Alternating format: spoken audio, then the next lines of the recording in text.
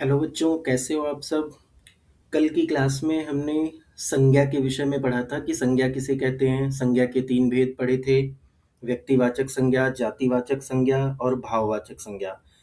आज हम संज्ञा के कुछ प्रश्नों का अभ्यास करेंगे और देखेंगे कि हमने कहाँ तक सीखा है। चलिए, तो बिना टाइम वेस्ट किए हम अपने सबसे पहले प्रश्न की ओर चलते हैं। पहला प्रश्न हमारा क्या है, उससे पहले आपको बता दूं कि अगर आपको संज्ञा के लिए रिटन नोट्स चाहिए, प्रैक्टिस क्वेश्चन चाहिए, तो आप मेरा Telegram channel Hindi with Avinash sir join कर सकते हैं, जिस पर आपको सभी टॉपिक्स के नोट्स और प्रैक्टिस क्वेश्चन सभी प्रोवाइड कर दिए जाएंगे।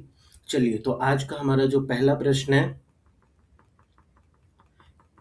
निम्नलिखित में से व्यक्तिवाचक संज्ञा छांटिए। अब हमने कल की क्लास में पढ़ा था कि व्यक्तिवाचक संज्ञा किसे कहते हैं।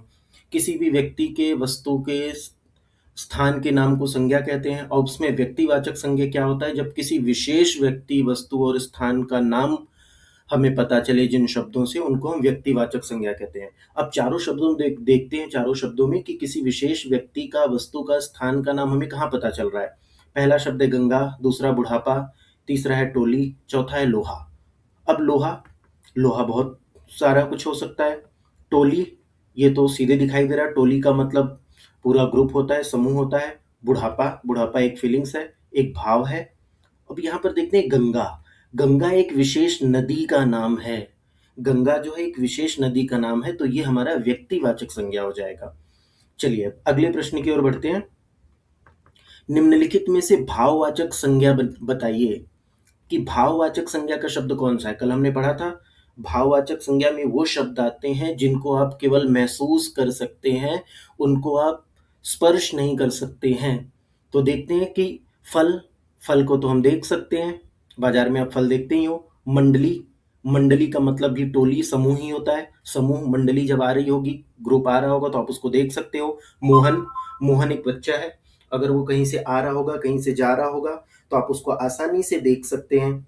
ठीक है। लेकिन मिठास, कल भी मैंने बताया था कि आम खाओगे, जब आम बहुत मीठा लगेगा, तो मीठे आम को खा के वो जो मिठास, उसकी वो जो मीठापन होगा, वो महसूस करोगे आप कि वाह कितना मीठा है। उस मिठास को आप देख नहीं सकते हो, उस मिठास को आप केवल महसूस कर सकते हो, उसको आप दिखा नहीं सकते किसी को। आप लोगों को बता सकते हो कि मिठास कितनी अच्छी है, आम कितना मीठा है, लेकिन वो मीठा कैसा है ये आप लोगों को दिखा नहीं सकते। बस यही होता है भाववाचक संज्ञा का शब्द।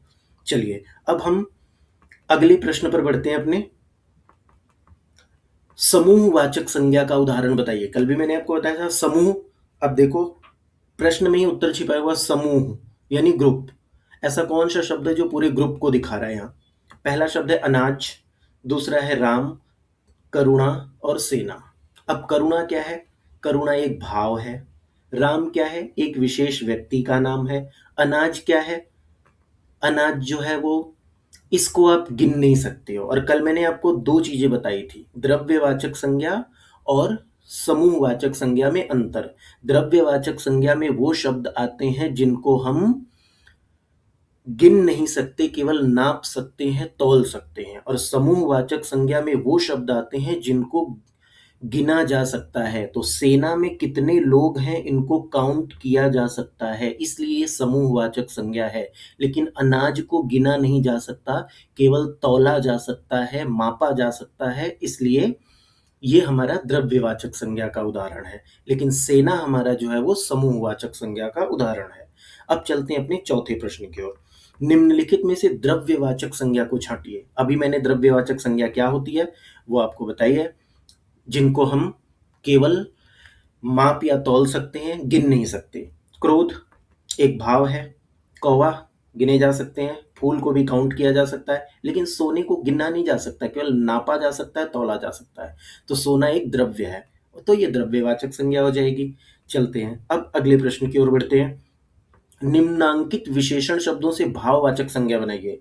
कल भी हमने सीखा था कि कुछ प्रत्यय लगाकर भाववाचक संज्ञा बनाते हैं। लाल शब्द है, अब लाल शब्द में हम एक प्रत्यय लगा देते हैं, इमा प्रत्यय। ठीक है, इमा प्रत्यय लगा देते हैं लाल शब्द में, इमा प्रत्यय। तो एक शब्द बन जाएगा हमारा लालिमा।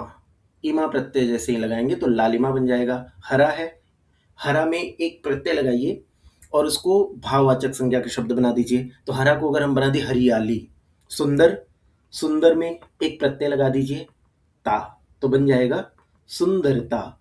स्वस्थ है, स्वस्थ में हम भाववाचक संज्ञा में बदल देते हैं, स्वास्थ्य शब्द बन जाएगा, स्वस्थ का स्वास्थ्य शब्द बन जाएगा। चलिए अगले प्रश्न पर बढ़ते हैं। इन सर्वनाम शब्दों से भाववाचक संज्ञा बनाइए। भाववाचक संज्ञा जो है जातिवाचक संज्ञा के शब्दों से बनते हैं, सर्वनाम शब्दों से बनते हैं, क्रिया शब्दों से बनते हैं। इन सब से हम भाववाचक संज्ञा बना सकते हैं।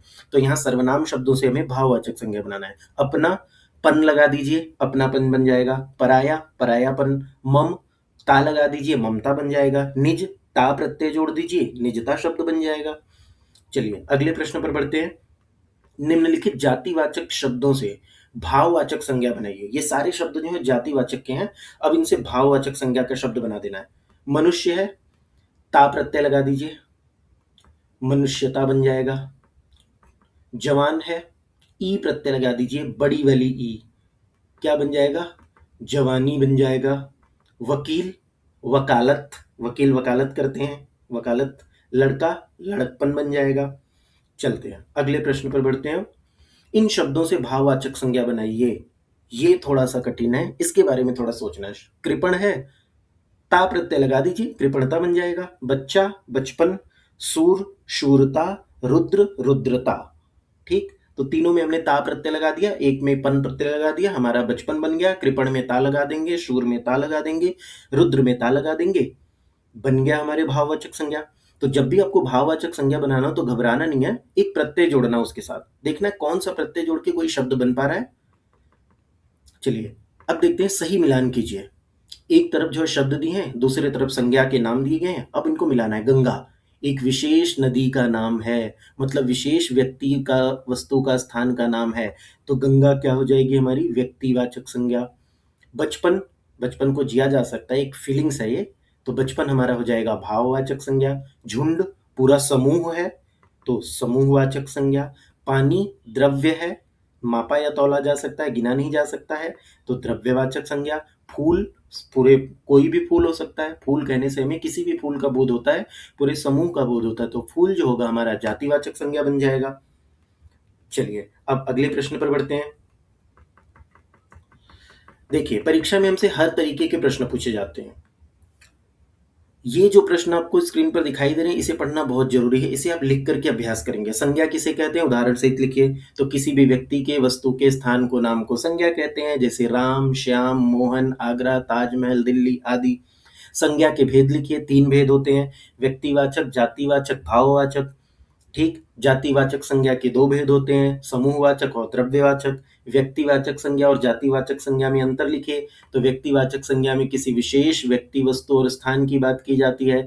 जातिवाचक संज्ञा में हम वे शब्द जो किसी विशेष व्यक्ति, वस्तु, स्थान का बोध ना करा करके पूरे जाति का, पूरे समूह का, पूरे ग्रुप का बोध कराएं, वो जातिवाचक संज्ञा होते हैं। व्यक्तिवाचक संज्ञा के उदाहरण गांधी जी, ताजमहल, लाल किला। जातिवाचक संज्ञा के उदाहरण सैनिक, अध्यापक, पेड़।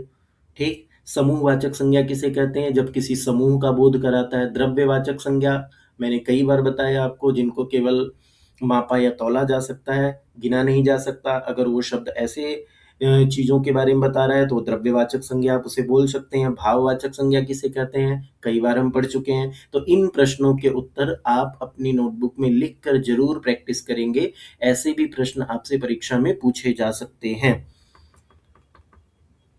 चलिए तो यहाँ पर मैं आपको कुछ शब्द दे रहा हूं, इन शब्दों को आपको भाववाचक संज्ञा क्या होगी आप मुझे इस वीडियो में कमेंट करके बताएंगे। मैं पूरी उम्मीद करता हूं कि आपको संज्ञा अच्छे से समझ में आ गई होगी, आपने संज्ञा के प्रश्न भी कर लिए हैं।